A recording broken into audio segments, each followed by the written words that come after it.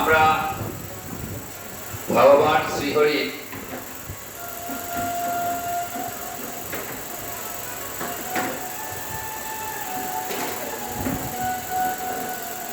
বিভিন্ন শৈশব লীলাগুলো আস্বাদন করেছি।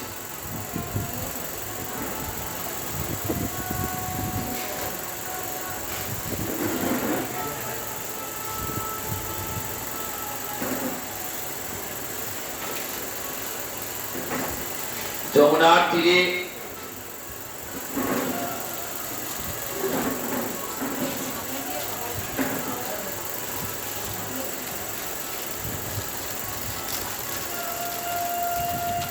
ভগবান একদিন সখাগণকে সঙ্গে নিয়ে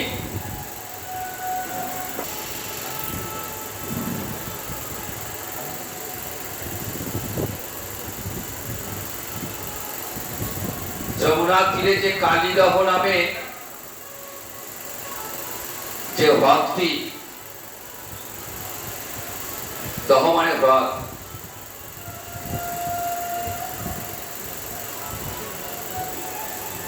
সেই কালীদহে এক ভয়ঙ্কর সর্প থাকত, নাম ছিল কালীয় নাগ।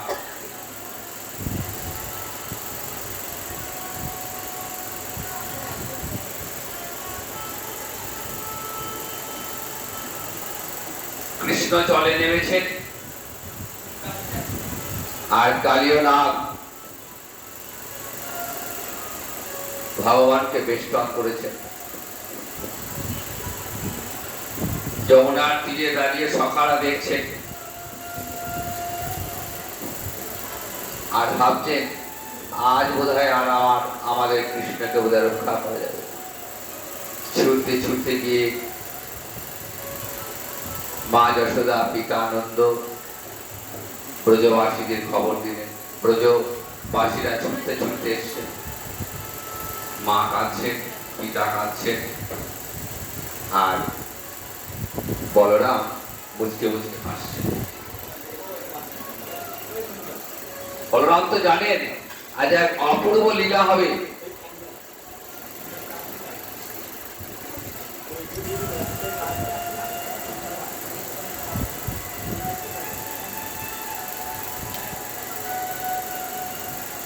আজ আমার ভাই কানাই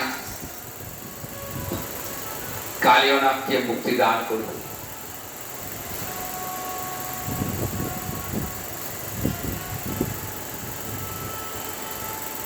এক অপূর্ব লীলা দর্শন করলো ব্রজবাসী।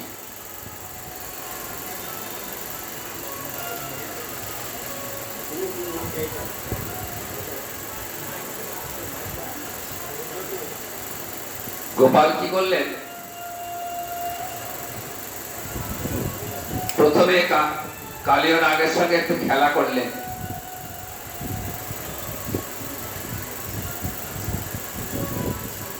যখন কালীয় নাগ হাঁপিয়ে উঠল তখন কালীয় নাগের মাথায় উঠে বসলেন।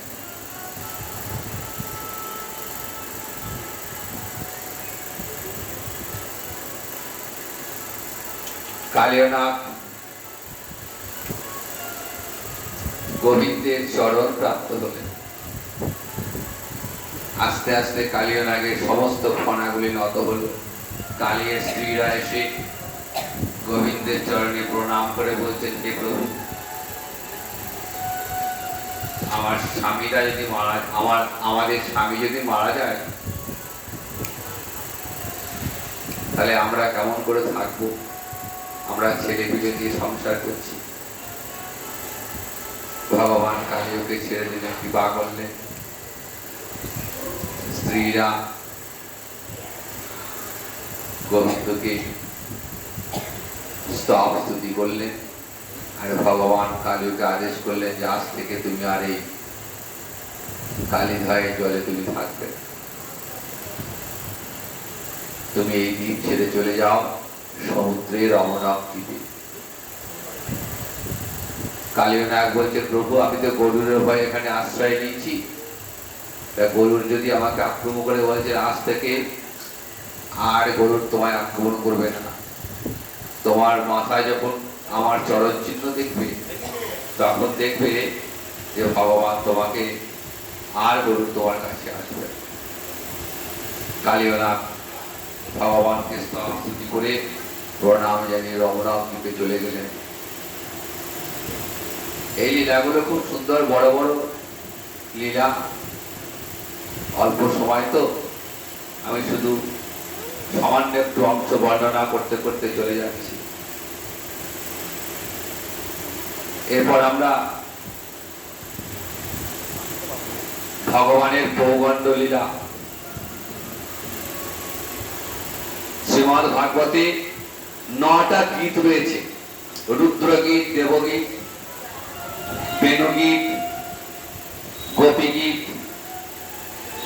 ঐলগীত, যুগ্মগীত, ভ্রমরগীত, ভিক্ষুগীত, ভূমিগীত। এর মধ্যে গোপীগীত এবং ভ্রমরগীত শ্রেষ্ঠ।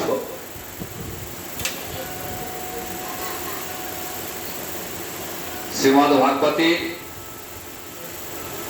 দশম স্কন্ধের একবিংশ অধ্যায় এটি বেণুগীত নামে প্রসিদ্ধ।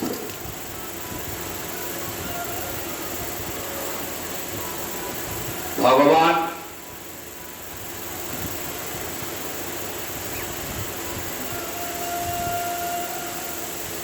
যে অপূর্ব বংশী বদন করেছিলেন, সেই বংশী বদনটাই বেণুগীত নামে পরিচিত।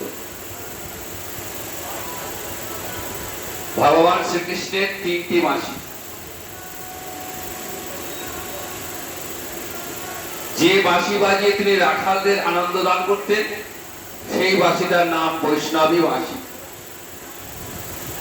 আর যে বাঁশি গোপীদের আকর্ষণ করার জন্য বাজাতেন, সেটার নাম হৈমী।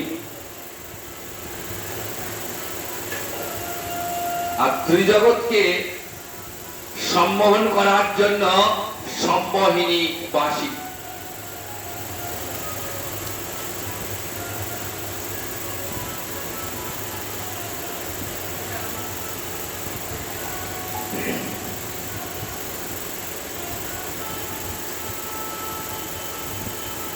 ভগবান বংশী বদন করছেন, কি অপূর্ব তার রূপ। নটের মতো পরম রমণীয় বেশে সেজেছেন শ্রীকৃষ্ণ। মাথায় ময়ূরপুচ্ছ, শোভিতা মুকুট, কর্ণদায় ফুল, পরনে সোনালী বসন, গলায় বৈজয়ন্তী মালা। বৃন্দাবনে সুশোভিত কানন পথে ভগবান বংশী বদন করছেন। প্রাণ গোবিন্দের চরণ স্পর্শে বৃন্দাবন হয়ে উঠেছে পরম রমণীয়। ব্রজকুল অভিসারিকা শ্রীমতী রাধারানীর কানে বংশী ধ্বনি পৌঁছে। কিন্তু তিনি গৃহ ছেড়ে বেরিয়ে আসতে পারছেন না।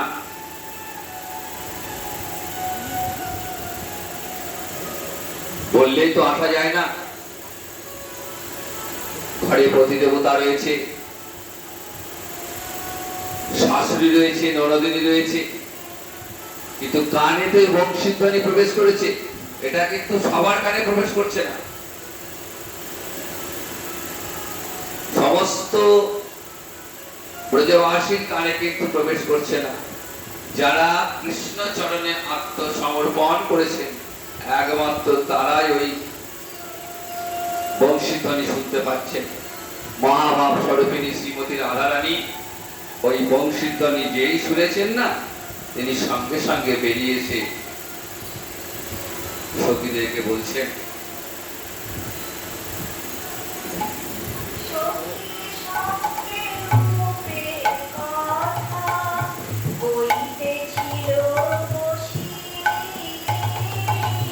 সখী সঙ্গে কথা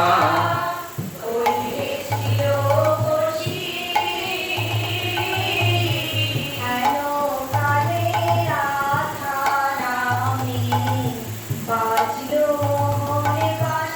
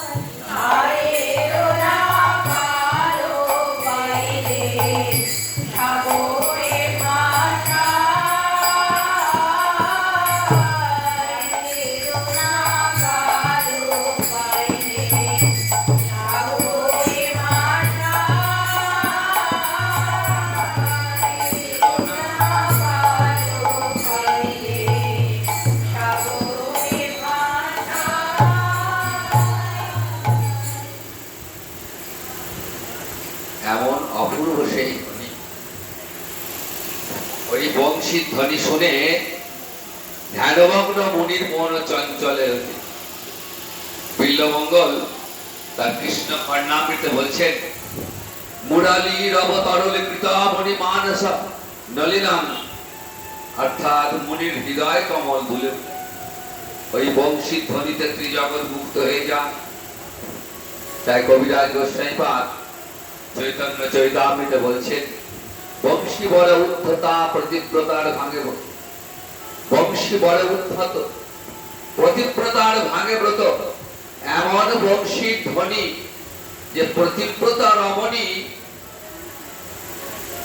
তার ব্রত ভঙ্গ হয়ে যায়, প্রতিকল হইতে টানি আনে। এই বংশী ধ্বনিতে কাম গায়ত্রী ধ্বনিত হয়। তো যখন গোবিন্দ বংশবোধন করেন না, তখন সেই বংশী ধ্বনি ব্রজবাসীদের কাছে যার যেমন ভাব তার কাছে সেইভাবে আকর্ষিত হয়। অদ্ভুত সেই ধ্বনি। পদকর্তা বলছেন, যশোদা শুনিল বাসি ননীদ মায়ানি নন্দদয়ানি ননীদ মায়ানি, আরে নন্দ রাজা শুনে বাসি বাধা বয়ে আনি, নন্দ রাজা শুনে বাসি বাধা বয়ে আনি। আমার এই বংশীধ্বনি শ্রীরাম সদম সাকার শুনছে। শ্রীরাম শুনিল বাসি চলো গোষ্ঠে যায়। সকালে মনে তো শুধু গোবিন্দ বাঁশি বাজানি আবার গোষ্ঠে যাওয়ার সময় হয়েছে, তাই সকাল শুনে ছুটতে ছুটতে আসছে। শ্রীরাম শুনিল বাঁশি চলো গোষ্ঠে যায়, শ্রীরাম শুনিল বাঁশি আরে বিনোদিনী শুনে বাঁশি এবার বাড়ি ওরা, বিনোদিনী শুনে বাঁশি।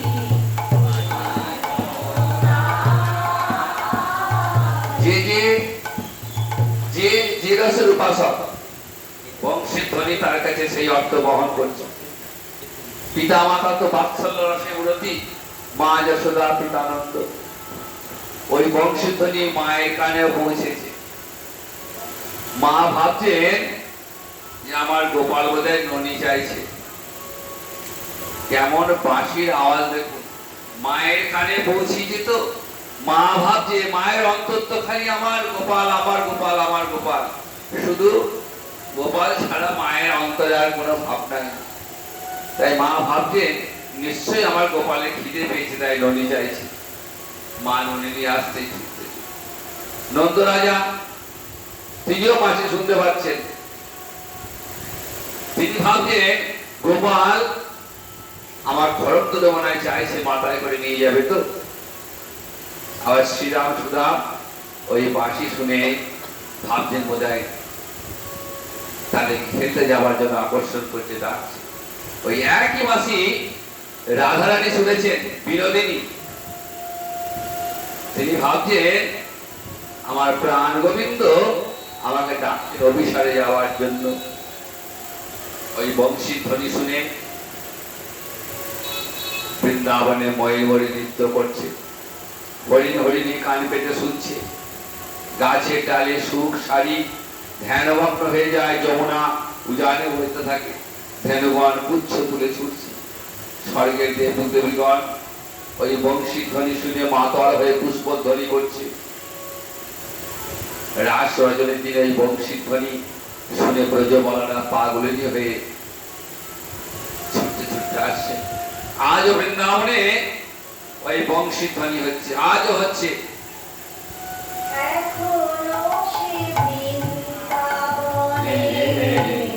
বাঁশি বাজে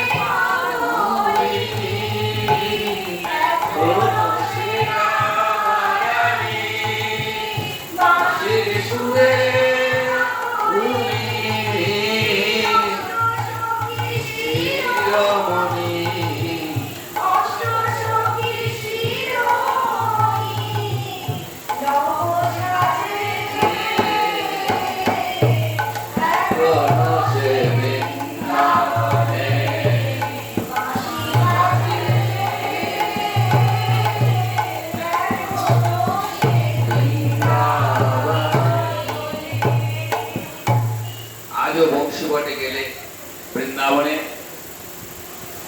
বংশীবটে যারা গেছেন তারা জানেন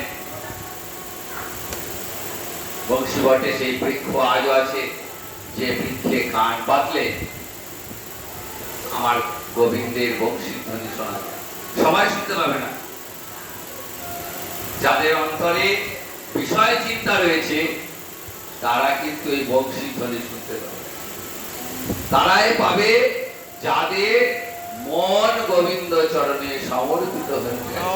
জয় জয় ভগবান শ্রীকৃষ্ণ কি জয়, জয় বৃন্দাবন বিহারী লাল কি।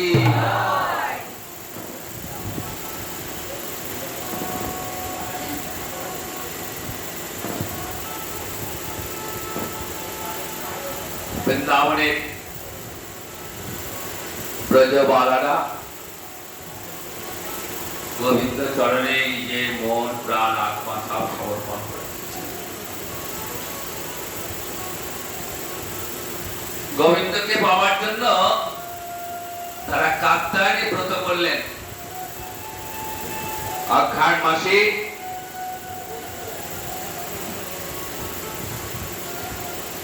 এক মাস ব্যাপী কাত্যায়নী ব্রত করেছে।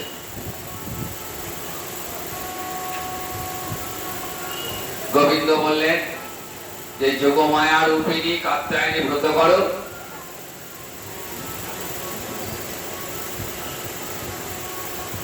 ওই কাত্যায়নী ব্রতের ফল তোমরা পাবে। কাত্যায়নী ব্রতের পরে গোবিন্দ এক অপূর্ব লীলা করেছে। বয়স মাত্র 7 বছর, আর কুমারী গোপীদের বয়স 5 বছর কি 6 বছর, কারো বা তার থেকে সামান্য একটু বেশি। 7 বছর বয়সে ভগবানের লীলা চলছে। দেখুন,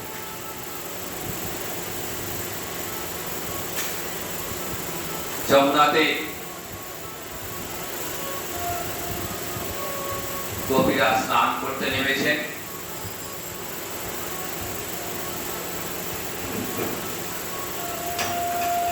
বসন ছেড়ে স্নান করছেন, আর গোবিন্দ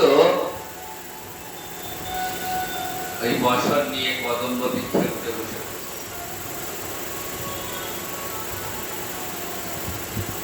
গোপীরা স্নান ছেড়ে দেখছেন তাদের বসন কোথায় গেল। তখন দেখছেন তাদের প্রাণের কানায় ওই বসন গুলো নিয়ে গাছে উঠে বসে আছে। বলছেন, কৃষ্ণ এবার তো আমাদের বসন গুলো দাও, তাহলে আমরা জল থেকে উঠবো কেমন করে। বলছে, বসন তো আমি গিয়ে দিতে পারবো না, তোমরা জল থেকে উঠে এসে নাও। বলছেন, আমরা কেমন করে যাবো, আমাদের তো অঙ্গে বসন নেই। বলছে, তা আমি জানি, কেমন করে আসবে তা তো জানি না। তাই বসন নিতে গেলে কিন্তু এখানে উঠে আসে। ভগবান পরীক্ষা করছেন যে গোপীদের তো দর্শন দেবেন, গোপীদের সঙ্গে মিলিত হবেন, তো ভগবানের সঙ্গে মিলিত হওয়া কিন্তু যে সে ব্যাপার না। দেহ স্মৃতি থাকলে তো আর গোবিন্দ চরণ লাভ করা যাবে না। পরীক্ষা করছেন যে ব্রজবালাদের দেহ স্মৃতি আছে কিনা। অনেক অনুনয় বিনয় করলেন। বলছেন, দেখো যদি বসন না দাও তাহলে কিন্তু আমরা নন্দরাজাকে বলে দেবো। গোপাল বুড়া বলে দেখাচ্ছে, বলো না। বললে কিছুই হবে না, আমার বাবা কিছুই করবে না। মহারাজ কংস জানতে পারলে কিন্তু সাংঘাতিক ব্যাপার হবে। বলছে, কংস বুড়ো হয়ে গিয়েছে, কংস অত ক্ষমতা নাই যে সে আমাকে ধরবে। এখন নানা রসিকতা করছে। ব্রজবালা দেখছেন আসতে বড় গতি নেই, বসনহীনা হয়ে দুহাত দিয়ে বক্ষ বন্ধন করে গোবিন্দের কাছে এসে যাও দাও দাও। ভগবান এইটাই চাইছিলেন। তাদের দেহের দিকে গোবিন্দের লক্ষ্য নেই, তাদের ভক্তি, গোবিন্দ চরণে গোবিন্দের কথায় তারা সাড়া দিয়েছে। ভগবান এইটাই দেখতে চেয়েছিলেন যে তাদের ভক্তি কেমন। এই অচলা ভক্তি, অহৈতুকী ভক্তি ছাড়া কৃষ্ণ কৃপা লাভ হয়। বস্ত্র দান করে বললেন যে তোমাদের ভালোবাসায় আমি প্রীত হয়েছি, তোমরা এর ফল কিন্তু খুব শীঘ্রই পাবে। আশায় আশায় রয়েছে। একটা বছর কেটে গেছে। বললেন আগামী শারদ পূর্ণিমার রাত্রিতে তোমাদের সঙ্গে মিলিত হব।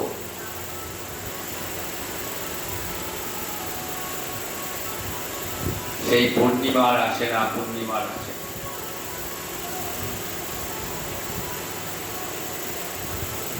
এর মাঝে ভগবান একটা অপূর্ব লীলা করলেন, গোবর্ধন ধারণ লীলা। ব্রজবাসীদের রক্ষা করা। ভগবান কথা দিয়েছেন যে ব্রজবাসীদের রক্ষা করতে। দেবরাজ ইন্দ্র প্রতি বছর নন্দ মহারাজা দেবরাজ ইন্দ্রকে পূজা দিতেন। একবার গোবিন্দের কথা ইন্দ্র পূজা বারণ করে গোবর্ধনে পূজা দিলেন। দেবরাজ ইন্দ্র কথাটা শুনে মনে মনে ভাবলেন আমাকে অবজ্ঞা, এর ফল আমি দেখাচ্ছি। এমন বৃষ্টিপাত করলেন, 3 ধরনের উৎপাত। ঝড় ঝঞ্ঝা বৃষ্টিপাতে গোটা ব্রজ বিধ্বস্ত হয়ে গেল। ব্রজবাসীরা কি করবে, কোথায় যাবে ঠিক করতে পারছে না। কৃষ্ণ বললেন তোমাদের কোনো চিন্তা নেই। ভগবান আগে থেকেই গোবর্ধনের নিচে সব আহার পানীয়ের ব্যবস্থা করে গেছিলেন। গোবর্ধনকে বাম হাতের পরিয়া বলে তুলে ধরেছেন। তোমরা নিশ্চিন্তে নির্ভয়ে এই গোবর্ধনের নিচে আশ্রয় নাও, কোনো ভয় নেই তোমাদের। মা ভাবছেন যে আমার গোপালের কতই না কষ্ট হচ্ছে। শ্রীরাম সুদামকে বলছেন ওরে তোরা একবার ধর, গোপাল কতদিন ধরে দেখ ধরে রয়েছে, আমার গোপালের তো হাতে ব্যথা করবে। গোপাল বলছে মা তুমি কোনো চিন্তা করো না, কিচ্ছু হবে না আমার। 7 দিন ধরে গোবর্ধন পর্বত ধারণ করে থাকবে।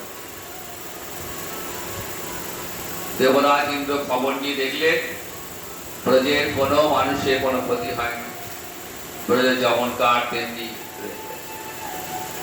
তখন দেবরাজ ইন্দ্র ধ্যানে বসলেন। কেন এমন হলো? ধ্যান যোগে দেখছে যে স্বয়ং ভগবান শ্রীহরি অনন্ত কোটি ব্রহ্মাণ্ডের নিয়ন্তা ওই পর্বত ধরেছে, ছুটতে ছুটতে এসছেন। প্রভু আমার মনে যে বড় অহংকার ছিল না, সেই অহংকারের জন্যই আজ আমার এই অবস্থা। প্রভু আমি বুঝতে পেরেছি, আমায় ক্ষমা করো। দেবরাজ ইন্দ্রকে কৃপা করলেন। এই গোবর্ধন পর্বত ধারণের পর ভগবানের শুরু হচ্ছে রাসলীলা। রাস ভগবানের এক অপূর্ব লীলা। এই রাসলীলা হচ্ছে আত্মসমর্পণের লীলা। গোবিন্দের বৃন্দাবনে যত প্রকার লীলা করলেন তার মধ্যে সর্বোত্তম রাসলীলা, সর্বলীলা মুকুটমণি বলা হয় এই রাসলীলা। এই রাসলীলায় যখন রাসে এখন গোবিন্দকে হারিয়ে ফেলেছেন গোপীরা, গোবিন্দকে হারিয়ে গোপীরা অপূর্ব গান করেছিলেন। শ্রীমদ্ ভাগবতের নাম গোপী গীত। সেই গোপী গীতটা আমরা একটু আস্বাদন করে দিই।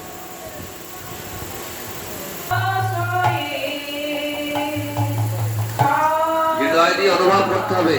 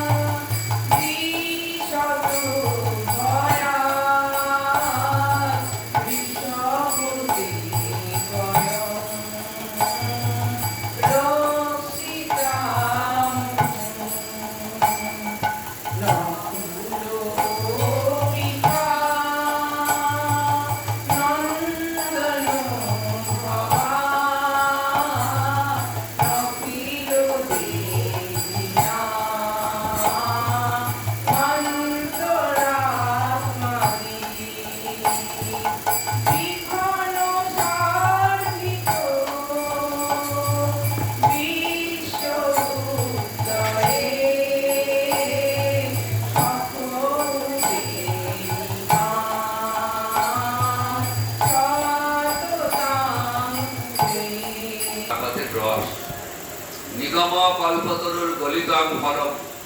ব্যাসদেব বলছেন না মঙ্গলাচরণে, বেদ কল্প বৃক্ষের ফল হচ্ছে ভাগবত।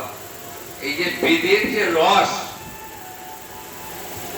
সেটা ভাগবত, আর এই ভাগবতের রস হচ্ছে এই কবিদের এই প্রার্থনা। গোবিন্দকে না পেয়ে গোবিন্দকে পাওয়ার এই যে আকুলতা, অপূর্ব আস্বাদন। শ্রীমদ্ ভাগবতে দশম স্কন্ধে 29 থেকে 33 পর্যন্ত 5টি অধ্যায়ে বিস্তৃত বর্ণনা দিয়েছেন সুখদেব এই রাসলীলা। গোস্বামীপাদগণ বলছেন যে রাসের 5টি অধ্যায় যেন 5টি প্রাণ। পঞ্চ প্রাণ, জীবদেহে প্রাণ যেমন মূল্যবান, প্রাণ ছাড়া যেমন এই দেহটা অচল, তেমনি ভাগবতের রাসের 5টি অধ্যায় সেই রকম মূল্যবান।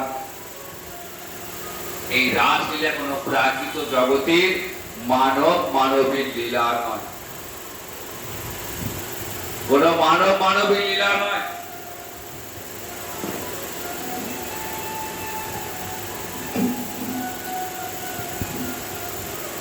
দেখুন আমরা কোথায় রাসের কথা আস্বাদন করছি।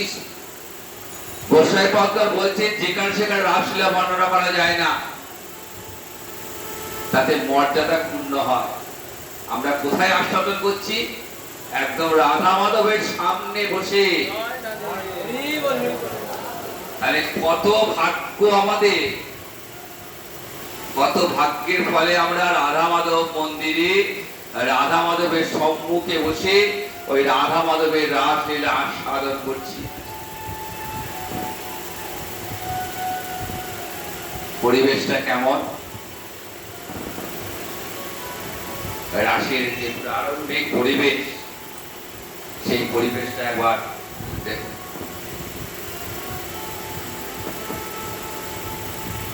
দেখুন শরৎকাল,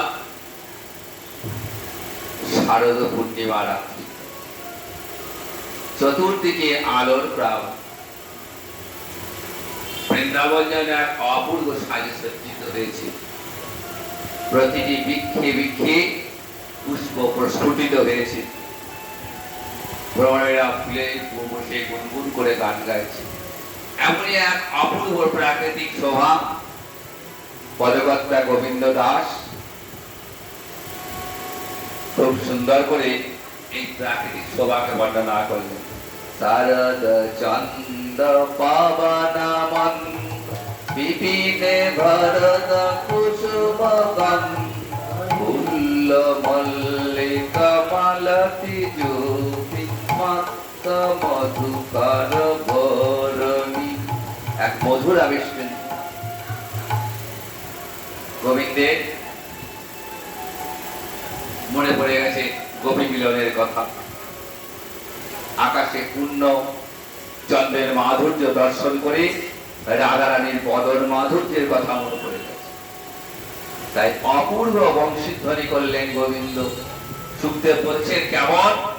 জগৌ কলঙ্গ বামদৃশাঙ্গ মনোহরম। শোনায় না গোপীগণের মনোহরণকারী মধুর গান, ওই একমাত্র গোপীরাই শুনতে পেয়েছেন এই গান।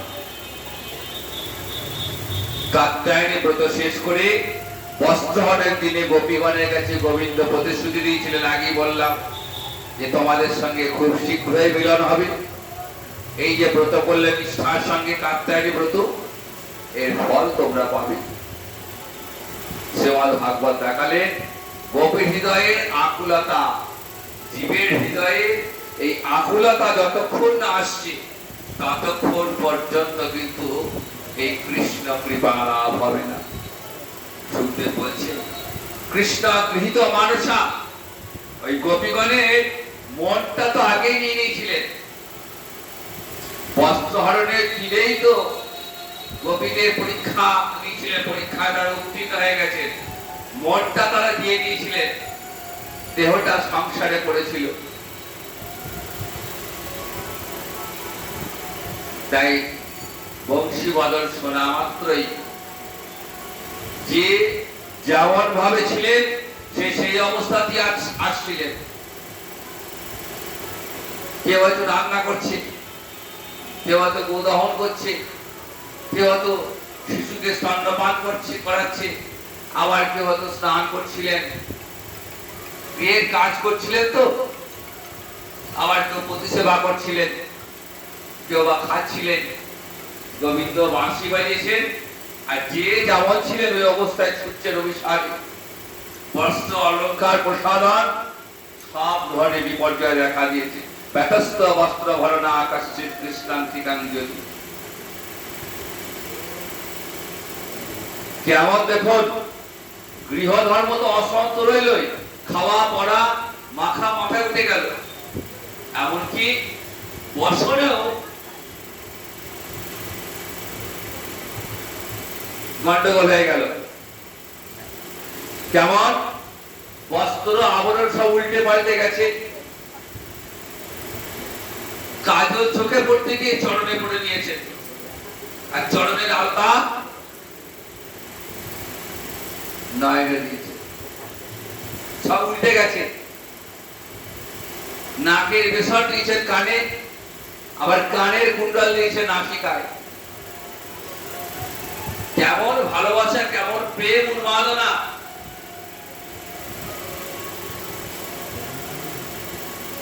গোবিন্দের বংশীধ্বনি যেই শুনেছেন না, আর বৃন্দাবনে গোপীরা নিজেদের স্থির রাখতে পারলেন না। তাদের গৃহধর্ম দেহধর্ম সব ভেসে গেল। আবার যেটা নারীর সর্বশ্রেষ্ঠ ধর্ম, পাতিব্রত্য ধর্ম, প্রতিসেবা, সেও চলে গেছে। গীতার মন্ত্র গোপীদের অভিসারিকায় আজ মূর্তি ধারণ করেছে। সর্বধর্মান পরিত্যজ্য মাম একং শরণং ব্রজ। এই যে মাম একং বলে একমাত্র আমি আছি, আর কেউ নেই। তোমরা সব কিছু ত্যাগ করে শুধু আমার চরণে আশ্রয়। এর নাম রাস, এর নাম আত্মসমর্পণের লীলা। গোবিন্দ চরণে আত্মসমর্পণের লীলা। আমার রাধারানী জীবনের একটাই ব্রত, যে গোবিন্দকে কেমন করে আনন্দ দান করব।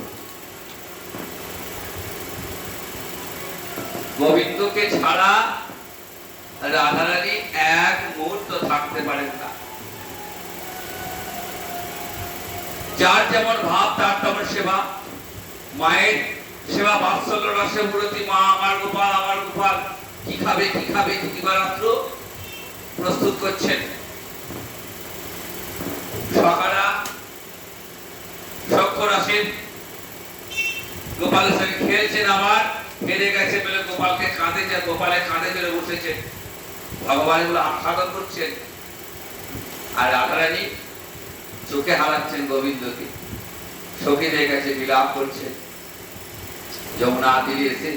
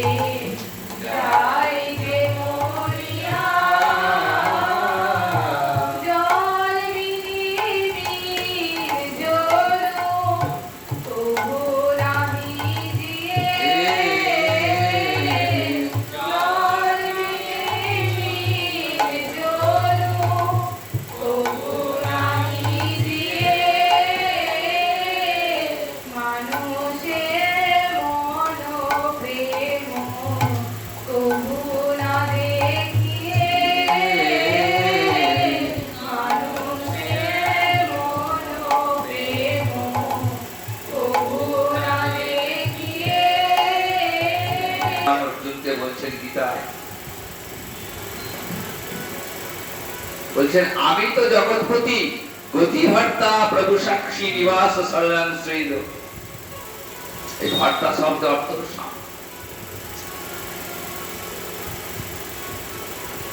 বলছেন আমি হলাম জগৎপতি, আমি হলাম স্বামী, আমি গোপীদেরও পতি, আবার গোপীদের পতিদেরও পতি। তাহলে কৃষ্ণ সেবায় কি হলো? কৃষ্ণ সেবায় জগৎপতির সেবা হলো, আবার তার সঙ্গে সঙ্গে নিজ পতিগণের সেবাও হয়ে গেল। দেখুন, রাস হচ্ছে তত্ত্ব। রাস কোন সাধারণ মানব মানবীর প্রেম লীলা নয়। আভ্যন্তরীয় প্রতিবাচ্ছা তারে কহে কাম। নিজের দেহের প্রীতির জন্য যে কামনা, সেটা বলা কাম। আর কৃষ্ণেন্দ্রীয় প্রতিবাচ্ছা তারে কহে প্রেম। আর গোবিন্দের জন্য যেটা কামনা, সেটা নাম হচ্ছে প্রেম। তাহলে মানব মানবিক যে প্রেম বলি, সেটা প্রেম নয়, সেটা হচ্ছে কাম। আর গোবিন্দের প্রতি যে ভালোবাসা, সেটার নাম হচ্ছে প্রেম। সেই প্রেমের যেমন রূপ শুনলেন তো, আমার রাধা গোবিন্দের অপূর্ব প্রেম। গোবিন্দের প্রতি ভগবান রাধারানীর ভালোবাসা সে ভাষায় প্রকাশ করা যায় না। গোবিন্দের কাছে আক্ষেপ করছেন রাধারানী, কি বলছেন? শুনো সুন্দর শ্যাম ব্রজ বিহারী, সুন্দর শ্যাম ব্রজ বিহারী, প্রীতি মন্দিরে রাখি তোমারে হরি।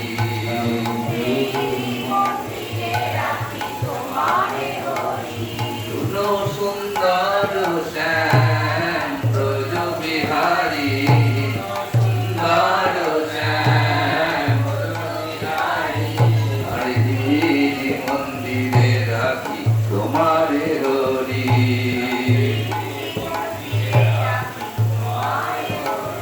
তোমায় হৃদয়ে রাখি হে, হৃদয়ে রাখি হে,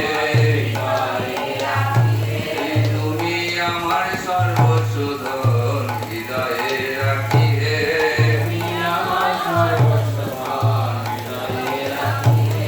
তুমি আমার প্রাণ বধুয়া। হৃদয়ে রাখি হে,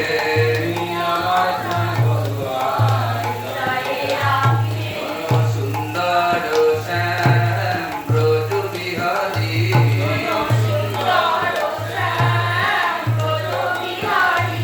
প্রীতি মন্দিরে রাখি তোমারে হরি।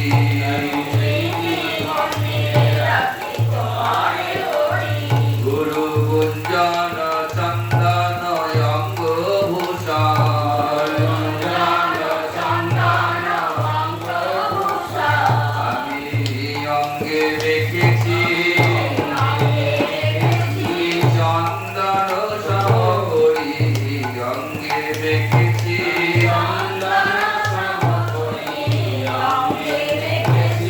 গুরুজনার গঞ্জনা, অঙ্গে রেখেছি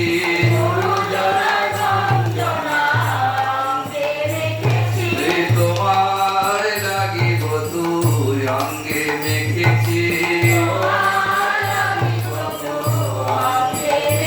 গুরু গঞ্জন চন্দন অঙ্গ ভূষণ,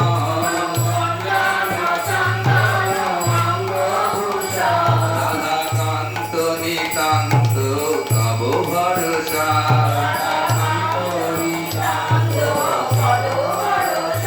সমশৈল কুল মান দূর করি,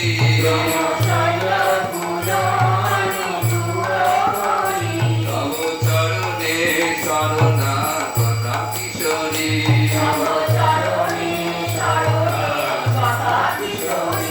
আমি সবে তুলে দিয়েছি আমার ভৈরলতা কুলমান,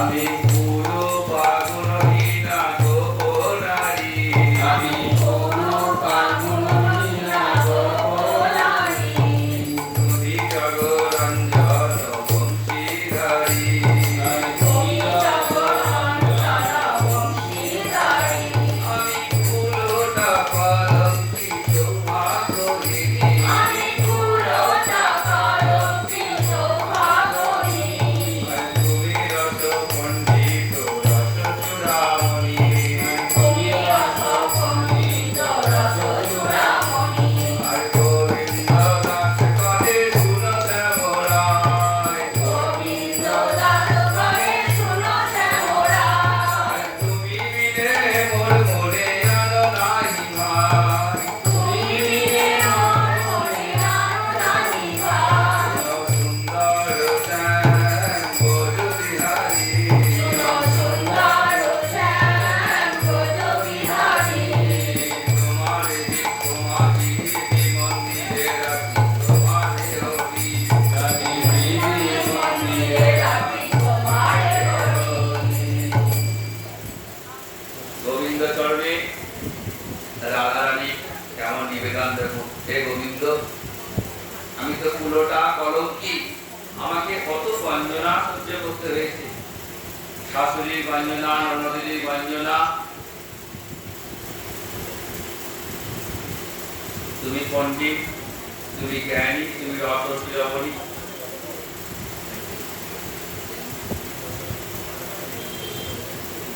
হয়ে শ্যাম সুন্দর ব্রজবিহারী,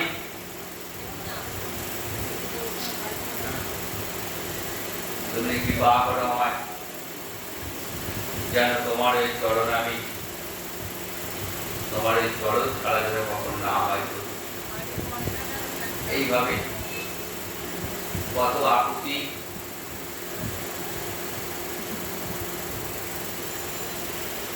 রাসস্থলীতে গোপীরা এসে মিলিত হয়েছে।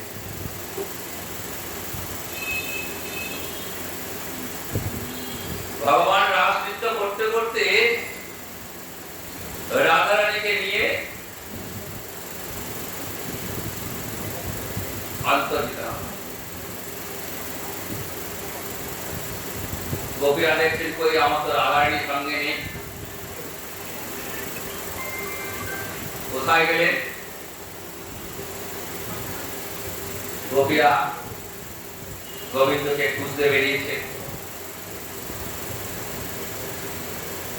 কোথাও না পেয়ে যমুনা তীরে এসে গোপীরা বিলাপ করছে। গোপীদের এই বিলাপই ভাগবতে গোপী গীতি নামে পড়েছে।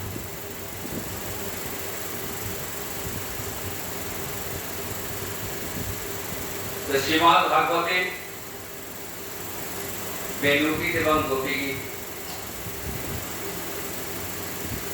এক অপূর্ব আস্বাদনের জিনিস।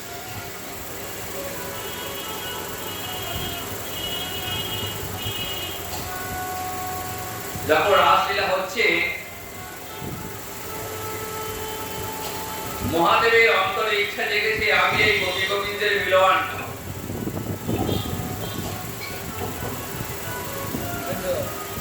দর্শন করব।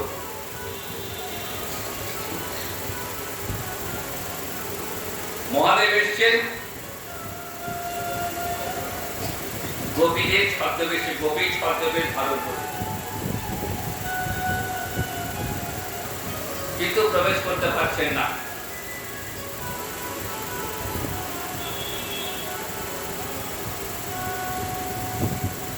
গোপীদের ধারণ করে এসছেন মহাদেব, যে গোপী গোবিন্দের মিলন লীলা দর্শন করবে। সবাই দর্শন করতে পারে না এই মিলন।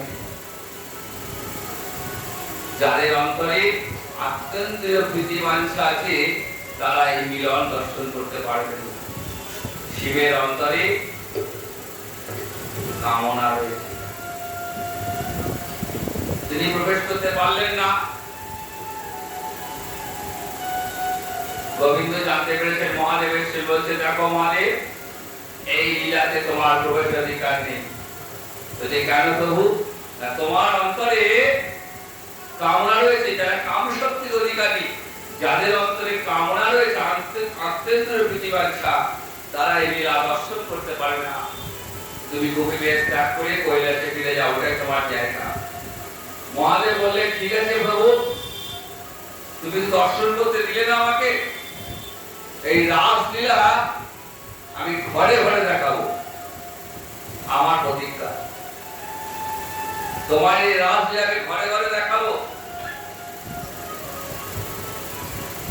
এর সাক্ষ্য স্বরূপ বৃন্দাবনে যে রাসস্থলী রয়েছে নিধুমন, তার কাছেই রয়েছে গোপেশ্বর মহাদেব। রাসস্থলী অনেকগুলি গোপেশ্বর মহাদেবের মন্দির রয়েছে। বৃন্দাবনে গিয়ে গোপেশ্বরকে দর্শন না করলে বৃন্দাবন দর্শন ব্যর্থ হয়ে গেল। কাম্যবনে কামেশ্বর, বৃন্দাবনে গোপেশ্বর, 5 জায়গায় 5টা মহাদেব রূপে রয়েছে। সেই গোপেশ্বর মহাদেব তিনি প্রতিজ্ঞা করেছিলেন ঘরে ঘরে রাজ্য দর্শন কেমন করে বাড়ালেন, বলিতে তিনি এলেন আমার অদ্বৈত প্রভুরূপে। সদাশিব শান্তিপুরের মহেশ্বর অদ্বৈত আচার্য হতে আবির্ভূত হলেন, আর প্রেমাবতার শ্রী গৌরাঙ্গ মহাপ্রভুর প্রবদ্ধ হরিনাম সংকীর্তন, ওই মহামন্ত্র উচ্চারণ করলে কি হবে, মনের মধ্যে রাধা গোবিন্দের রাসলীলা জাগ করতে হবে। ঘরে ঘরে হরিনাম প্রচার করলেন, কলির দিবে মুখে মুখে হরিনাম। এই হরিনামের মধ্য দিয়ে যে নিত্য, ওই নিত্য প্রেমোল্লাসের মাধ্যমে তারপরে গোপী গোবিন্দের যে মিলন মাধুর্য, রাসের যে আনন্দ, মানুষের ঘরে ঘরে বেরিয়ে দিয়ে প্রতিজ্ঞা পালন করলেন। আমি কথা রেখেছি প্রভু, আমি বলি হয়তো দিবে তারে তারে ওই রাসলীলা প্রবেশ করিয়ে দিয়েছি। বিশালাদত্ত জীবের হৃদয়ে আমি গোপী গোবিন্দের মিলনের লীলা ঢুকিয়েছি। মন না চাইলেও আমাকে হরিনাম করতে হবে। হরিনামের এমন শক্তি, একবার যদি কেউ হরিনাম আস্বাদন করে না, সেই নাম আর ফেরাতে পারবে না। রাসলীলা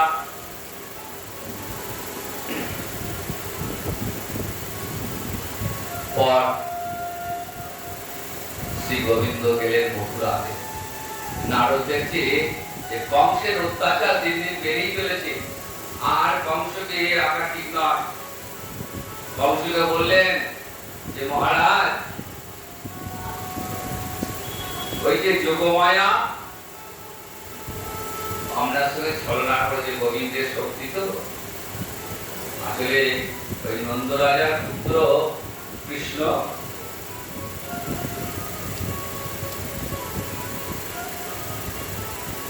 আর বলরাম, 2 ভাই, ওরাই হচ্ছে আমরা হত্যাকারী। কংস শুনে মাথায় হাত, এক্ষুনি নিয়ে তোদেরকে অক্রুটে পাঠিয়ে দিলেন, যাও কৃষ্ণ বলরামকে নিয়ে এসো। এদিকে বসে মন্ত্রিসভায় পরামর্শ করছে কেমন করে হত্যা করবো। কুবলাই পীঠ নামের হাতিকে দরজা দাঁড়ে করে রেখেছেন মন্ত্রীদের পরামর্শে, যে ছুটতে যাবে আর হাতি কৃষ্ণকে মেরে দেবে। যদি না পারে চানুর বলে এক মুষ্টি যোদ্ধাকে রেখেছেন, যদি হাতি ব্যর্থ হয়ে যায় তাহলে চানুর গদা দিয়ে কৃষ্ণকে মেরে দেবে।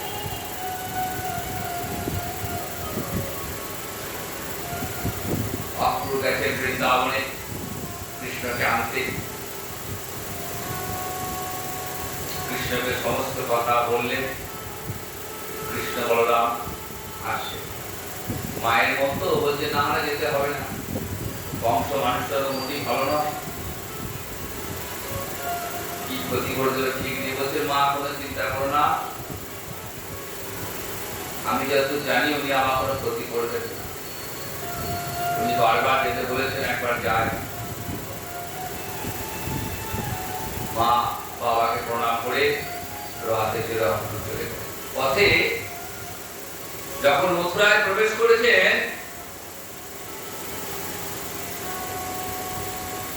সেখানে তিনি কুব্জাকে কৃপা করেছেন, সে কথা পরে আসছি।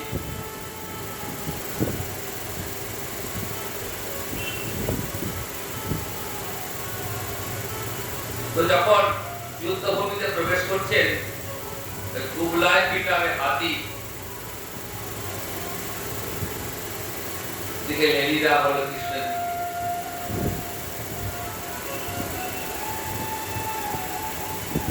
কৃষ্ণ কিছুই বললেন না, যেন খেলনা হাতি কেমন হয়। হাতি তো গোবিন্দের কাছে পিঁপড়ের সমান। আমরা যেমন পিঁপড়েকে যেমন ভাবে আচরণ করি, গোবিন্দের কাছে হাতিটা পিঁপড়ের সমান। আমাদের কাছে হাতি মানে অনেক বিশাল ব্যাপার, গোবিন্দের কাছে তো হাতি পিঁপড়ের ছাড়া কিছু না। বড় বড় দাঁত ছিল, দাঁত দুটোকে টেনে ছাড়িয়ে দিলেন, হাতি স্পট দিয়ে থাকবে।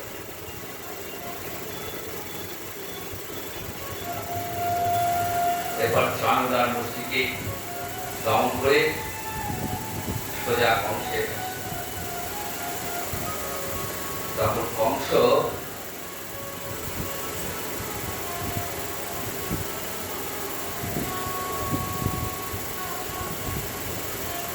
কৃষ্ণকে দেখছেন না, দেখছেন স্বয়ং ভগবান শ্রীহরি তার কাছে এসেছেন। ভগবানের হাতে যার মৃত্যু হয় তার কি হয়? পরমগতি হয়ে যায়। ভগবানের কাছে যার মৃত্যু হয় তার পরমগতি হয়। কংসের কি গতি লাভ হলো? কংস স্বরূপ মুক্তি লাভ করলেন। কংসে হত্যা করে উগ্রসেনকে মথুরার সিংহাসনে বসালেন। তারপর সেখানে তিনি কিছুদিন অবস্থান করতে লাগলেন। মথুরাতে উগ্রসেনকে বসিয়ে তিনি সেখানে থাকতে লাগলেন এবং এখানে তিনি কুব্জাকে কৃপা করেছিলেন। কুব্জা মনে মনে গোবিন্দকে কামনা করেছিল। গোবিন্দ কুব্জার সেই কামনা পূর্ণ করেছিলেন, কারণ ভগবান তিনি সর্বস্ব তৃষা। যে ভগবানকে যেভাবে চাইবে তিনি তাকে সেইভাবে কৃপা করবেন। যে যথা মাং প্রপদ্যন্তি তাং তথৈব ভজাম্যহম। আমাকে যে যেভাবে ভজনা করে আমি তাকে সেই অনুযায়ী ফলদান করি। কুব্জা কৃষ্ণের কাছে ইন্দ্রিয় সুখ চেয়েছিল, তাই দিলেন। ইচ্ছা করে মুক্তি চাইতে পারত কুব্জা, কিন্তু তার অন্তরে বিষয় ভোগ ছিল প্রবল। ইন্দ্রিয় সুখের আকাঙ্ক্ষা প্রবল। তাই ভগবান কি করলেন? কুব্জাকে তাই দিলেন। শ্রীমদ্ ভাগবত তাই কুব্জাকে বলছে উপস্থ সুকলম্পটা ইন্দ্রিয় সুকলবী।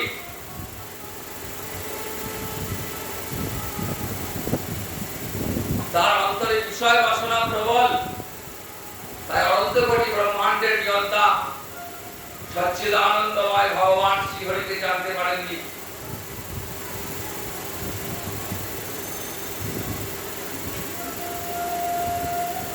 কুব্জাকে কৃপা করে অক্রুকে পাঠালেন হস্তিনাপুরে। বিস্তৃত বর্ণনা করার তো অত সুযোগ নেই, সময় নেই, তাই সংক্ষেপে বলতে বলতে বলতে বলতে আজকে শেষ করতে। আগামীকাল সপ্তম দিবস, তো নিয়ম অনুযায়ী আমাদের ভাগবত সপ্তাহে আগামীকাল বিশ্রাম দিবস, কিন্তু আমরা আগামীকাল বিশ্রাম নেব না। বুধবারে মহিমাটা আমরা আস্বাদন করব। ভাগবতের মহিমা এক অপূর্ব গুরুদেবের উপনিষদ, এই মহিমা আমরা আস্বাদন করব। ওই দিন সকালে বিষ্ণু সহস্র নাম পাঠ হবে, আর বিকেলে একটু গীতা পাঠ হবে। ভাগবত সপ্তাহের শেষে গীতা পাঠের প্রয়োজন আছে, গীতা না হলে ভাগবতটা সমাপ্ত হয় না। তাই সন্ধ্যেবেলাতে আমরা একইভাবে এই একই রকম আসলে বুধবারে আমরা ভাগবতের মাহাত্ম্য আস্বাদন করে আমরা বিশ্রাম দেব। যাই হোক, অক্রুর গেছে হস্তিনাপুরে, কৃষ্ণ পাঠিয়েছেন পঞ্চ পাণ্ডবদের কেমন আছে তারা দেখতে। হস্তিনাপুরে আবার সেই ভয়ে ভয়ে দ্বন্দ্ব। অক্রুরকে যুধিষ্ঠিরকে বলছেন যে মহারাজ এরকম করতে দেবেন না, কিন্তু যুধিষ্ঠির নির্বিকার।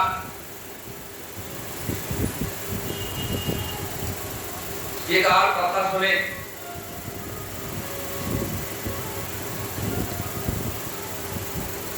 হস্তিনাপুরে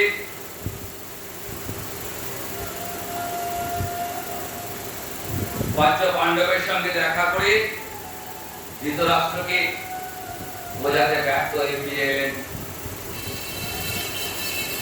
ইতিমধ্যে কংসকে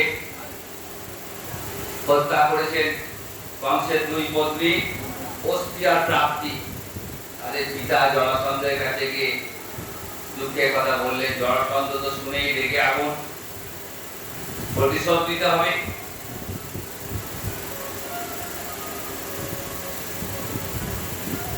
জরাসন্ধ কি করলেন? কৃষ্ণ বলরামকে আক্রমণ করলেন মথুরায়। জরাসন্ধ বলরামকে বন্দী করলেন, কৃষ্ণ বলরামকে ছেড়ে দিলেন, জরাসন্ধকে ছেড়ে দিলেন। কিন্তু জরাসন্ধের মনে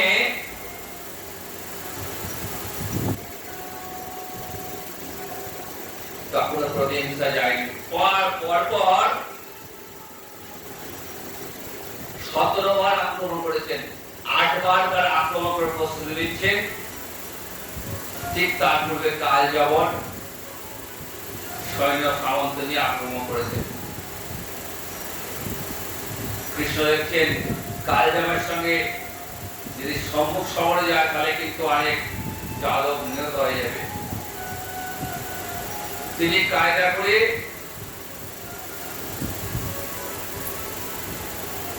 কাল যাবনকে দেখে ছুটতে লাগলেন, যেন মনে হচ্ছে গোবিন্দ ভয়ে পালাচ্ছে। আর কাল যাবন তার পিছনে ছুটতে ছুটতে এলেন একটা পাহাড়ের গুহাতে। এসে গোবিন্দ তো মিলে গেছে। কাল যাবন ওই পাহাড়ের গুহাতে এসে দেখতে কে শুয়ে আছে একজন গুহাতে। কৃষ্ণ মনে করে এক লাঠি মেরেছে। শুয়েছিল সেখানে মুচিকুন্দ নামে এক রাজা, তিনি দেবতাদের যুদ্ধে সাহায্য করেছিলেন। আর দেবতারা তাকে আশীর্বাদ করেছিলেন। মুচিকুন্দের ইচ্ছা ছিল, আমি দীর্ঘ যুদ্ধ করে ক্লান্ত হয়ে গেছি, তো আমি এখন নিশ্চিত ঘুমবো, কেউ যেন আমাকে না জাগায়। দেবতারা বললেন তাই হবে, তুমি ঘুমাও গা। আর ঘুম যদি ভেঙে যায়, ঘুম ভেঙে যাকেই চোখের সামনে রেখে ভস্মীভূত হয়ে যাবে। কাল যেমন কৃষ্ণ ভেবে ওই মুচিকুন্দ রাজার গায়ে লাঠি মেরেছে, মুচিকুন্দ রাজার ঘুম ভেঙেছে, উঠেছেন আর কাল যেমন ভস্মীভূত হয়ে গেল। কৌশলে কাল যাবনকে হত্যা করে দিলেন। এবার জরাসন্ধকে হত্যা করতে হবে। হস্তিনাপুর থেকে অর্জুন ভীমকে নিয়ে এসছেন আর নিজে গেছেন ব্রাহ্মণের ছদ্মবেশী জরাসন্ধের সভায়। জরাসন্ধকে মল্লযুদ্ধে আহ্বান করলেন। তুমুল যুদ্ধ। জরাসন্ধকে হত্যা করা খুব সহজ কাজ না, কারণ জরাসন্ধ তার জন্মটা ছিল অদ্ভুত। জন্মের সময় তার দেহটা দুটো ভাগ হয়ে যায়, আর জরা নামে এক অসুর সেই দেহটাকে জোড়া লাগিয়ে দিয়েছে, তাই তার নাম জরাসন্ধ। ভগবান তো জানতেন যে জরাসন্ধ ব্যাপারটা চিন্তা করছে মনে মনে, জরাসন্ধ ইতিহাসটা তখন চিন্তা করলে তাহলে জরাসন্ধকে মারতে গেলে একমাত্র উপায় জরাসন্ধে মৃত্যুর উপায় ছিল একমাত্র তাকে দুভাগ করতে হবে, ছিঁড়ে দিলে তবে তার মৃত্যু, আর কোনোভাবে তাকে মারা যাবে না। ভীম যুদ্ধ করছেন গদা হাতে, পারছেন না তো। এমন সময় কৃষ্ণ কি করলেন, ভীমের দিকে ইশারা করে একটা খড় দিয়েছিলেন, খড় দিয়ে ইশারা করলেন এইভাবে, যেই দেখিয়ে দিলেন ভীম কি হলে জরাসন্ধ দুটো পাটাকে এবার ছিঁড়ে দিলেন, যেই ছিঁড়ে দিয়েছেন জরাসন্ধের মৃত্যু। জরাসন্ধকে বধ করলেন। ইতিমধ্যে যাদবকুলকে মথুরাবাসী রক্ষা করার জন্য তিনি দ্বারকাপুরীতে একটা অপূর্ব প্রাসাদ নির্মাণ করে গেছিলেন।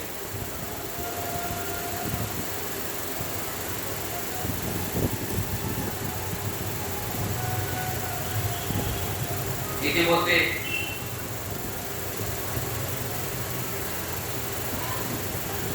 সেই দ্বারকাপুরীতে তখনও প্রবেশ করেননি।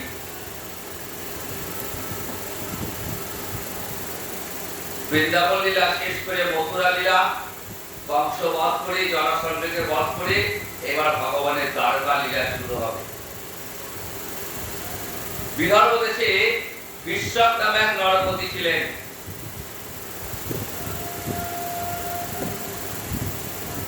তার 5 পুত্র আর রুক্মিণী নামে এক অসামান্য রূপ লাবণ্যবতী কন্যা ছিল। সেই রুক্মিণী বাল্যকাল থেকে শ্রীকৃষ্ণের রূপ গুণ পরাক্রমের কথা শুনেছিলেন, মনে মনে কৃষ্ণকে প্রতিরূপে কামনা করেছিলেন। রুক্মিণী যে হরণ করে নিয়ে এসে গোবিন্দ রুক্মিণীকে বিবাহ করেছিলেন। এই দ্বারকালীলায় রুক্মিণী সত্যভামা আদি 108 মহিষীকে বিবাহ করেছিলেন, সেখানে এক সংসার লীলা করেছিলেন, অপূর্ব লীলা। তো সেই রুক্মিণী বিবাহের কথা আমরা আস্বাদন করবো গুরুদেবের মুখ থেকে। অপূর্ব সেই লীলা, তার এখানে আমরা একটু দ্বারকালীলার কথা, অন্যান্য কথা একটু আস্বাদন করে নিই। বলরামকে বহুদিন মথুরে আছেন তো, পিতা মাতার জন্য মনটা চঞ্চল হয়েছে। বলরামকে পাঠালেন, যাও দাদা একবার দেখা করছো। দাদা একাই গেছেন। মা বলছেন, আমার কানাই করে কতদিন দেখলি। বলরাম বলছেন, মা তুমি চিন্তা করো না, তোমার কানাই খুব ভালো আছে। তোমার কানাই তো কোনো সাধারণ মানুষ নয়, কিন্তু ভগবান।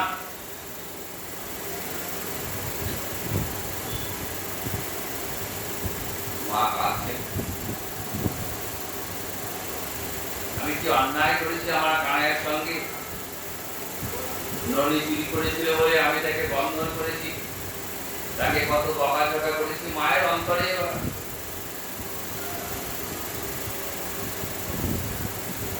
পুত্রের প্রতি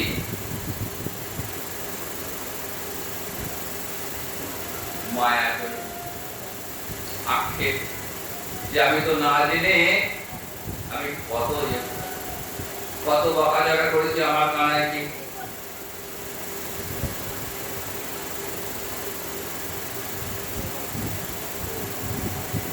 ব্রজবাসীদের সঙ্গে, ব্রজগোপীদের সঙ্গে বলরাম সাক্ষাৎ করে কৃষ্ণের কুশল সংবাদ দিয়ে মথুরায় ফিরে এসছেন। ইতিমধ্যে যুধিষ্ঠিরকে রাজসূয় যজ্ঞ করবেন। আর নারদ তখন প্রভু দ্বারকালীলা চলছে, দ্বারকায় চলে গেছেন। নারদ এসেছিলেন একদিন দ্বারকাপুরীতে।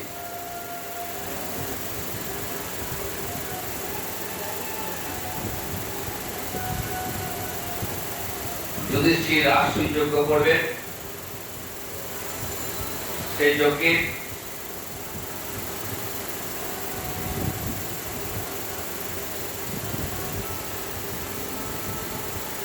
নিমন্ত্রণ পেয়েছেন শ্রীকৃষ্ণ।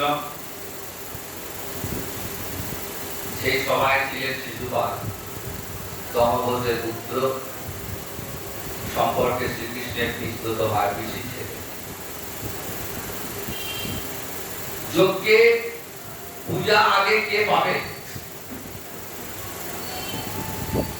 এই নিয়ে তর্ক বিতর্ক শুরু। যুধিষ্ঠিরের ভ্রাতা মাতৃপুত্র সহদেব বললেন এই সভাতে একমাত্র কৃষ্ণই যোগ্য ব্যক্তি, এই যজ্ঞের ভাগ একমাত্র তিনি পাওয়ার অধিকারী।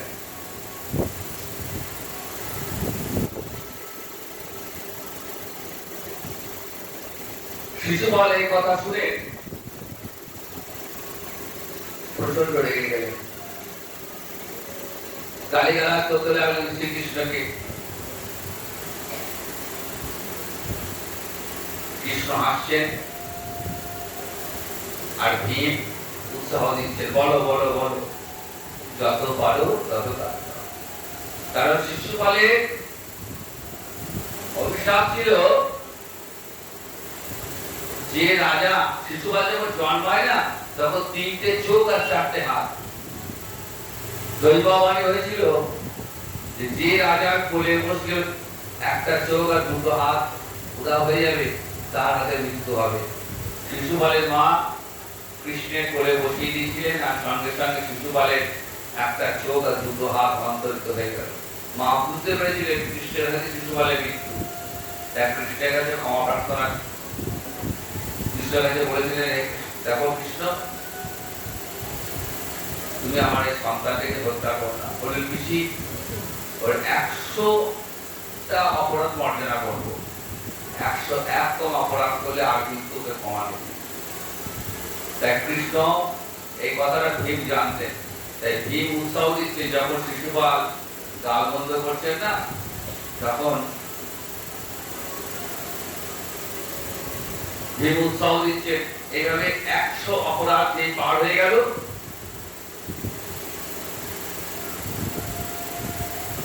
শ্রীকৃষ্ণ সুদর্শন চক্রের সাহায্যে শিশুপালের দেহটা মস্তক থেকে আলাদা করে, আর উপস্থিত সকলে সবাই দেখলেন শিশুপালের যে আত্মাটা, সেই আত্মাটা দেহ থেকে বেরিয়ে গোবিন্দ চরণ প্রদক্ষিণ করে ওই গোবিন্দ চরণে প্রবেশ করে গেল। শ্রীমদ্ ভাগবতের শিক্ষা যে ভগবানকে যেমন করে হোক একবার ডাকো, একবার কৃষ্ণ নাম করো, গাল দিয়ে হোক, ভালোবেসি হোক, আদর করি হোক, অনাদরই হোক, একবার কৃষ্ণ নাম জিহ্বার উচ্চারণ করো, তাই করুণাময় ভগবান যে যেমন ভাবে চাইবে ভগবান তাকে সেইভাবেই তাকে কৃপা করবে, সেইভাবেই তাকে কৃপা করবেন। এই দ্বারকাতে ভগবানের একজন ছেলেবেলার বন্ধু ছিলেন সুদামা।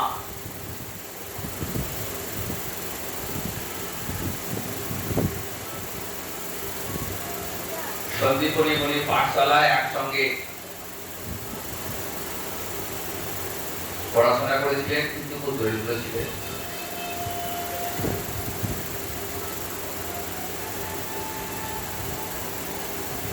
সুদামার স্ত্রী একদিন বললেন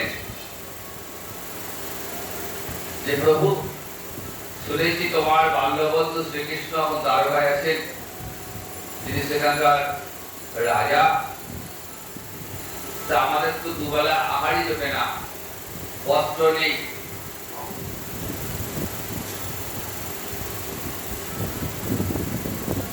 একবার যাও।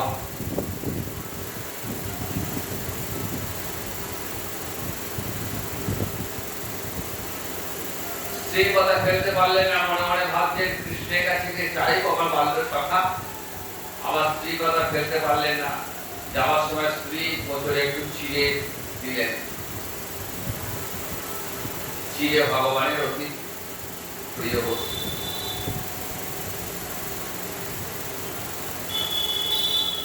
সারা রাস্তাটা কৃষ্ণ কথা চিন্তা করতে করতে করতে দ্বারকাপুরীতে পৌঁছেছেন।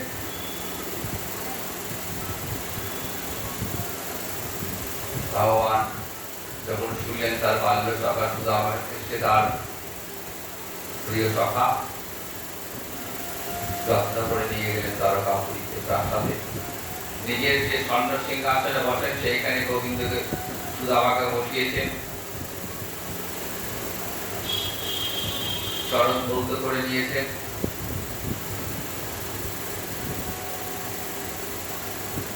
তারপর এ কথা সে কথা বলছেন, আর সমস্ত রূপগিরি সত্যভামা সবাই এসেছেন সেখানে। সবার কাছে যে চিহ্ন চিহ্ন বচন গরিব ব্রাহ্মণ একে এত আদর কেন করছে। আর সুদামা এটা দেখে সংকোচ বোধ করছে। দ্বারকাধীশ তার জনসভা করছেন, আর সবাই দেখছেন তো লজ্জায় সংকোচই ফুটিয়ে গেছে। কৃষ্ণ ভাবছেন যে সুদামার সংকোচ দূর করতে হবে। বিভিন্ন অন্য প্রসঙ্গ, ছেলেবেলার কথা, গুরুদেবের পাঠশালায় কথা করতে করতে বলছে, আমার জন্য কিছু এনেছে সুদামা? এনেছেন তো একদম শূন্য চিড়ে, ভাবছেন সবার সামনে কি করে বার করে দেবো। ভগবান তো বুঝতে পেরেছেন সুদামা আমার জন্য চিড়ে নিয়ে এসেছে।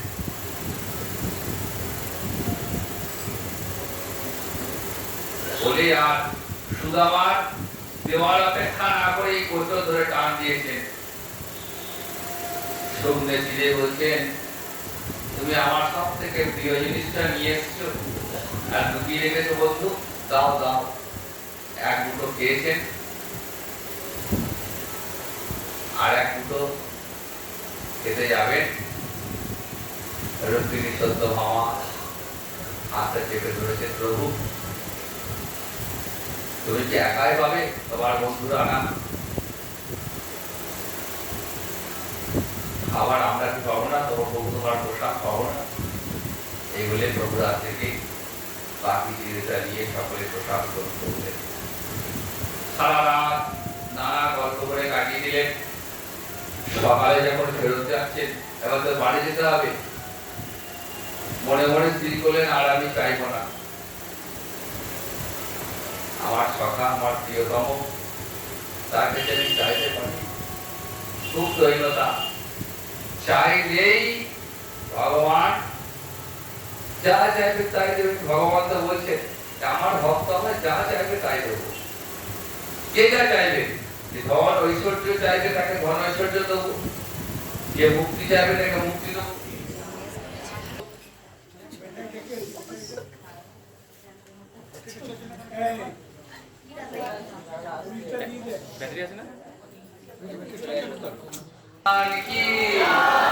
জয় শ্রী রাধা মাধব কি, রাধা রানী কি, জগন্নাথ মহাপ্রভু কি। ধৈর্য ধরে শুনছেন ভক্তবৃন্দ কি। আপনাদের অসাধারণ ধৈর্য, 6 দিন ধরে একাসনে বসে মহারাজ পরীক্ষিত আজকে থাকলে সত্যি আনন্দ পেতে তিনি আছেন অবশ্য আমাদের মধ্যে। তিনিও দেখছেন যে আপনাদের ধৈর্য, নিষ্ঠা।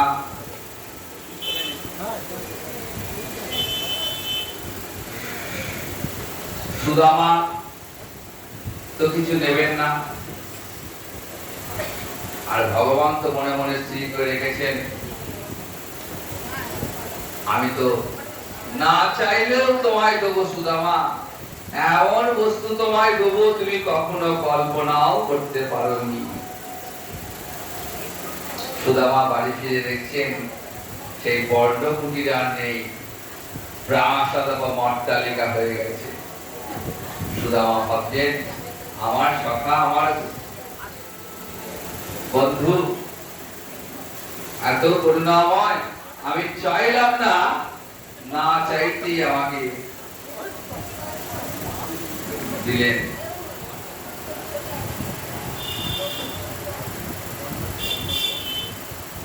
শ্রীমদ্ ভাগবতে 11 স্কন্ধে নবযোগীন্দ্র সংবাদ রয়েছে। এই 11 স্কন্ধটা আজকে আমাদের ষষ্ঠ দিবসের পাঠের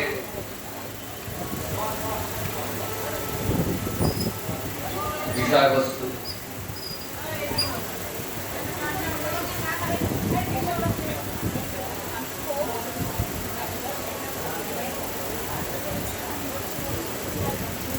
অনুভব সামনে দাও, সামনে সামনে।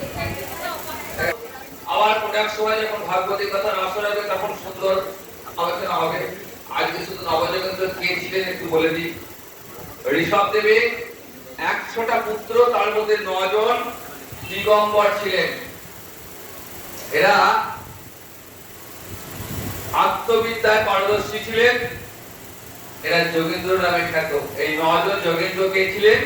কবি, হরি, অন্তরিক্ষ, প্রবুদ্ধ, পিপ্পলায়ন, আর্যহত্র, দ্রমিল, চমস এবং করভাজন।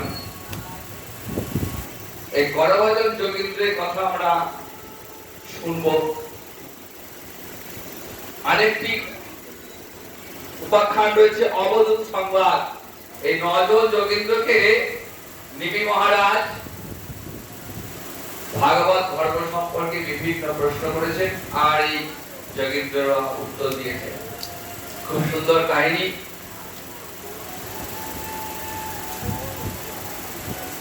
এর মাঝে একবার শ্রীকৃষ্ণ উদ্ধব সংবাদ রয়েছে একাদশ স্কন্ধে। ভগবান শ্রীকৃষ্ণ উদ্ধবকে নানা আত্মজ্ঞানের কথা বলেছেন। এই একাদশ স্কন্ধে ভগবান শ্রীকৃষ্ণ উদ্ধবকে বললেন, দেখো উদ্ধব, নিদেব আত্মাম সুলভাঙ্গ সুদুর্লভম। এই মহানদ্বয় হচ্ছে ভাগবত বাজারের মূল। উদ্ধব জানতে চেয়েছিলেন যে প্রভু আমাকে সংসার বৈরাগ্য সম্পর্কে কিছু জ্ঞান দান করুন। উদ্ধব ছিলেন দাস্য রসে ভক্ত। দাস্য ভাবে ভগবানকে সেবা করতেন। তা দেখুন ভগবান কি বললেন, যার যার ভাব তার কাছে সেই ভাবই শ্রেষ্ঠ। দাস্য ভাবে কি রয়েছে? শান্ত দাস্য উভয় রস। সত্য ভাবে রয়েছে শান্ত দাস্য সত্য 3 প্রকার রস। বাৎসল্য রসে শান্ত দাস্য সত্য রয়েছে, আর বাৎসল্য রয়েছে। আর মধুর রসে রয়েছে শান্ত দাস্য সত্য বাৎসল্য সবই রয়েছে, তার সঙ্গে রয়েছে মধুর রস। তাই মধুর রস হচ্ছে সর্বাপেক্ষা শ্রেষ্ঠ রস। এটি একমাত্র গোপীগণের মধ্যেই দেখা যায়। এমনকি এই মধুর রসের সাধক রূপ গোস্বামীরও একটু গন্ডগোল হয়ে গেছিল। মীরাবাই আছেন বৃন্দাবনে, পরম সাধিকা কৃষ্ণ সেবিকা। রূপ গোস্বামীর সঙ্গে দেখা করবেন তো, আর রূপ গোস্বামী তো সাধক, বলেন আমি কোন নারী দেহের মুখ দেখি না, নারী মুখ দর্শন করি না আমি। মীরাবাই কি বললেন? মীরাবাই শুধু একটি কথাই বলেছিলেন, এতদিন শুনি নাই শ্রীধাম বৃন্দাবনে আর কেহ পুরুষ আছে কৃষ্ণ। বৃন্দাবনে কৃষ্ণ ছাড়া আর কোন পুরুষ আছে বলে আমি এতদিন শুনি না। এই কথা যিনি বলেছেন না, রূপ গোস্বামী বুঝতে পারছেন আমি কি বলবো। নিজেকে পুরুষ ভাবছেন রূপ গোস্বামী, সঙ্গে সঙ্গে বেরিয়ে এসে।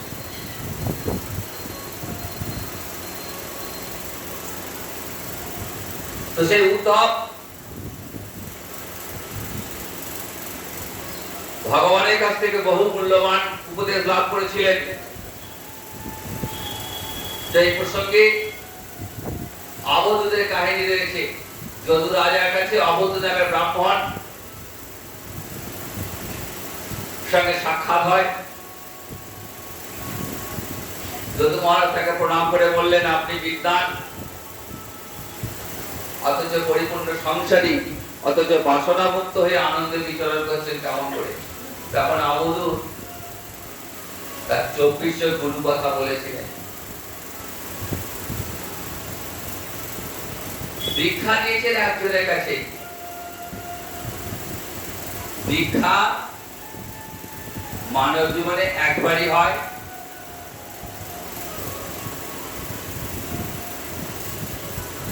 দুবার কান পাতা যায় না। তবে ভজনের ক্ষেত্রে যাদের কাছে উপদেশ পাওয়া যায় তারাই গুরু পদবাচ্য। অবধূত জীবনে চলার পথে 124 জন গুরুর কথা বললেন। তার মধ্যে কারা কারা আছেন বলছেন? পৃথিবী, বায়ু, জল, আকাশ থেকে শুরু করে গণিকা রমণী পর্যন্ত এই 24 গুরু তালিকায় আছে। খুব সুন্দর কাহিনী। অন্য কোনো আসরে আমরা অবধূত সংবাদের কথা শুনব। এরপর বানপ্রস্থ, সন্ন্যাস, মোক্ষ সম্পর্কে ভগবান উপদেশ দান করলেন। বিষয় ভোগের আশায় হচ্ছে দুঃখ, অহংকারী ব্যক্তি মূর্খ, তর্কের পথ কুপথ, অসন্তুষ্ট ব্যক্তি দরিদ্র, আর অনাসক্ত ব্যক্তি স্বাধীন। কত সুন্দর কথা দেখুন। যার অন্তরে যত বিষয় ভোগের আকাঙ্ক্ষা তার দুঃখ তত বেশি। যে অহংকারী সে হচ্ছে মূর্খ। কথাগুলো ভাগবতের উপদেশ। তর্কে কোনো বিষয় নিয়ে তর্ক করা এটা হচ্ছে কুপথ। আর যিনি অসন্তুষ্ট তিনি দরিদ্র, মানে যার আশা মেটে না, ধনের আশা যার মেটে না, পেয়েও মনে হয় পাইনি পাইনি আর পেয়ে ভালো হতো, সে হচ্ছে দরিদ্র। আর যে অনাসক্ত, যার কোনো কিছুতে আসক্তি নেই, তিনি হলেন স্বাধীন। শ্রীমদ্ ভাগবতে একাদশ স্কন্ধে শেষে আমরা দেখি ভগবান লীলা প্রকট করবেন। কুরুক্ষেত্রের যুদ্ধের শেষে যখন পাণ্ডবদের, যখন কৌরবদের পতন হয়ে গেছে, কৃষ্ণ গেছেন গান্ধারীকে সান্ত্বনা দিতে যে মা, তুমি তো বলেছিলে যথা ধর্ম তথা জয়। গান্ধারী সব শোনার পরেও তিনি ক্রোধে পুত্র হারিয়ে পুত্রের সঙ্গে কৃষ্ণকে অভিশাপ দিলে, আজ যেমন করে আমার শতপুত্র বিনাশ হয়ে গেল, আমি অভিশাপ দিলাম তোমার এই যদু বংশ একদিন এইভাবে ধ্বংস হয়ে যাবে।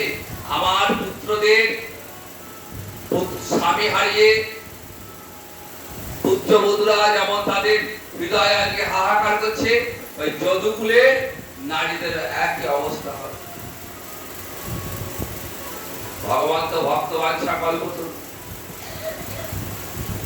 দেখছেন। যাদবদের এবার যাওয়ার সময় হয়েছে, যাদবদের মধ্যে নিজেদের মধ্যে গন্ডগোল লাগিয়ে দিলে, তারা নিজেরা নিজেদের মধ্যে ঝগড়াঝাটি অশান্তি করতে করতে করতে করতে শেষ হয়ে গেল। জরা নামক এক ব্যাধ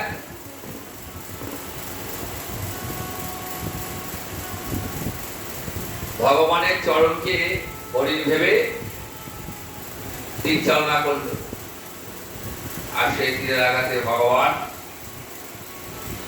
এই নর লীলা সংবরণ করলেন মৃত্যুর পূর্বে। এবার তো গোলকে যাত্রা করবে।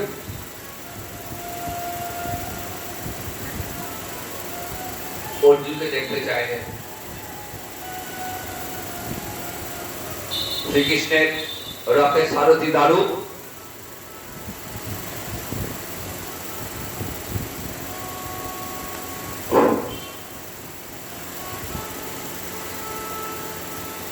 দারুককে বললেন, যাও হস্তিনাপুরে গিয়ে যুধিষ্ঠির এবং ভ্রাতাদের খবর দাও, আমার মৃত্যু আসন্ন।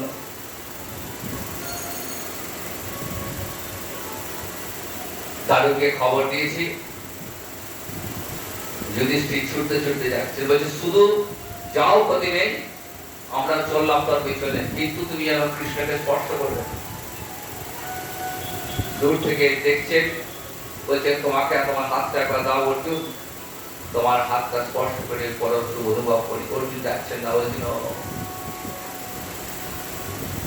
এখন আমাকে আর স্পর্শ করতে ইচ্ছে করছে না, না ঠিক আছে, তোমার এই কাণ্ডিকটা দাও, ধনুকটা, ওইটা স্পর্শ করে শুভ অনুভব করি। গান্ডীব স্পর্শ করে অর্জুন তো সখা ছিলেন, যুধিষ্ঠির আদি পঞ্চভ্রাতা এসেছেন, ভগবান লীলা প্রকট করলেন, দ্বারকাপুরীতে কান্না আরো উঠে গেল। অনেকে সহমরণে চলে গেলেন, 108 মহিষী, তাদের মধ্যে কেউ কেউ সহমরণে গেলেন, আর কেউ কেউ হস্তিনাপুরে ফেরত আসছেন। বলেন আজ থেকে 7 দিনের মধ্যে দ্বারকা প্রলয় সেরে নিমগ্ন হবে, কাজেই সবাইকে এখান থেকে নিয়ে চলে যাওয়া। ফিরে আসছেন,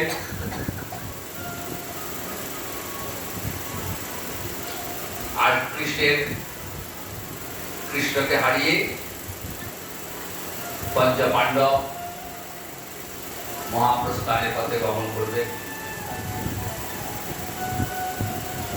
যখন ফেরত আসছেন অর্জুন, পথে দস্যু দ্বারা আক্রান্ত হলেন, আর সেই দস্যুদের পরাজিত হলেন। যুধিষ্ঠির বলছেন, আচ্ছা তুমি তোমার গান্ডীব কি কৃষ্ণকে স্পর্শ করেছিল? হ্যাঁ করেছিল।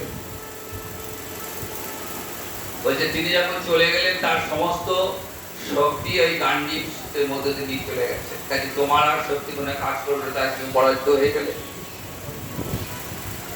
ইতিমধ্যে প্রলয় শরীর ভয়ঙ্কর প্রলয় এসে দ্বারকাপুরীকে ভাসিয়ে দিল।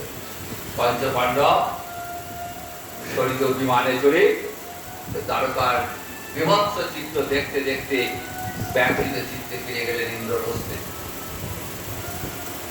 কেউ কেউ বলেন যে শ্রীকৃষ্ণকে দাহ করার পর যে অবশিষ্ট কাঠ, সেই কাঠ প্লাবনে ভেসে উড়িষ্যার উপনীত হয়। পরে রাজা ইন্দ্রদ্যুম্ন স্বপ্নাদেশ পেয়ে কাঠ দ্বারা বলরাম এবং সুভদ্রা মূর্তি নির্মাণ করেছিল। অর্থাৎ পুরীধামে যে জগন্নাথ বলরাম সুভদ্রার মূর্তি আমরা দেখি, কৃষ্ণের